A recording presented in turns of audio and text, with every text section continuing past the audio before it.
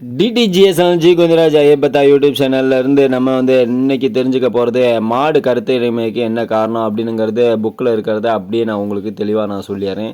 நீங்கள் அதை தெளிவாக நீங்கள் தெரிஞ்சுக்கலாம். இந்த வீடியோவில் நம்ம வைரங்குப்பத்தில் இருக்கோம். இப்போ இவங்க பேர் ஜெயச்சந்திரன், இவங்க பேர் வீரம்மாள். இப்போ இந்த மாட்டுக்கு நம்ம தான் இப்போ சன ஊசி போட்டிருக்கோம். இப்போ நம்ம சன ஊசி போட்டது போன முறை என்ன கண்ணு போட்டுச்சுன்னா பொட்டை கண்ணுட்டி. எத்தனை டைமில் சன ஊசி போட்டு பிடிச்சிச்சு? ஒரே ஊசியிலே பிடிச்சிருச்சு. கண்ணு போடும் போது எதுவும் சிரமமாக இருந்துச்சா? அதெல்லாம் இல்லை. சரி, ஓகே.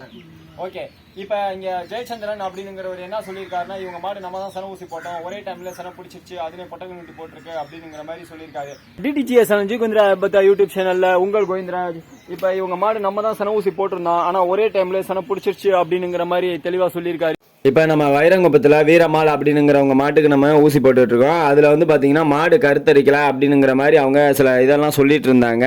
இந்த மாதிரி ஊசியெல்லாம் போட்டேன் தான் ஆனால் கருத்தரிக்காமல் இருக்குது அப்படிங்கிற மாதிரி சொல்லிட்டு இருந்தாங்க. இப்போ மாடு கருத்தரிக்காமைக்கு என்ன காரணம் அப்படின்னு அந்த கறவை மாடு வளர்ப்பு புத்தகத்தில் தெளிவாக சொல்லியிருக்காங்க. அந்த தெளிவாக சொன்னதில் ஒவ்வொரு பாயிண்ட்டாக உங்களுக்கு தெளிவாக சொல்லிட்டு இருக்கேன். இதெல்லாம் தான் மாடு கருத்தரிக்காமைக்கு காரணம் அப்படிங்கிறத கறவை மாடு வளர்ப்பு புத்தகத்திலே சொல்லியிருக்காங்க. இன்னும் கருமுட்டை சூலகத்திலிருந்து குறித்த நேரத்தில் வெளிவராமல் இருந்தாலும் மாடு கருத்தரிக்காது அப்படிங்கிற மாதிரியும், ரெண்டாவது கருமுட்டை சூலகத்திலிருந்து காலம் கழித்து வெளியில் வந்தாலும் சென பிடிக்காது அப்படிங்கிற மாதிரியும், தவறான நேரத்தில் கருவூட்டல் செய்தாலும் மாடு சென பிடிக்காது அப்படிங்கிற மாதிரியும், அது மட்டும் இல்லாமல் புருசில்லோசிஸ் விப்ரியோசிஸ் ஆகிய நோய்களால் கருப்பையில் சீல் தோன்றுவதாலும், தீவனத்தில் வைட்டமின் குறைவு மற்றும் அயோடின், கோபால்ட்டு, இரும்பு சத்து, செம்பு, மேக்னீசு போன்ற தாது உப்புகள் குறைந்தாலும் கருத்தை இருக்காது அப்படிங்கிற மாதிரியும், சில ஹார்மோன் குறைவால் உறுப்புகள் தடைபடுதல், முறையற்ற பருவங்கள் ஆகியவையும் கருத்தரிமைக்கு காரணமாகும் அப்படிங்கிற மாதிரி இந்த கறவை மாடு வளர்ப்பு புத்தகத்தில் போட்டிருக்காங்க. அதை தான் நான் உங்களுக்கு தெளிவாக நான் இப்போ சொல்கிறேன். இப்போ மாடு கருத்தரிமைக்கு இந்த காரணம்லாம் இருக்குது அப்படிங்கிறத நம்ம தெளிவாகவே தெரிஞ்சுக்கலாம். அதே கறவை மாடு வளர்ப்பு புத்தகத்தில் என்ன எழுதியிருக்கு, சினை பருவம் கண்டறியாமல் இருந்தாலும் மாடு கருத்தரிக்காது அப்படிங்கிற மாதிரியும் சொல்லியிருக்காங்க. அதாவது விவசாயி மாடுகளின் சினை தருணத்தை சரிவர கண்டறியாதது கருத்தறியாமையின் முக்கிய காரணமாகும். பருவத்தை கண்டறிய ஒரு நாளுக்கு மாடுகளை குறைந்தது 3 முறையாவது கவனிக்க வேணும்.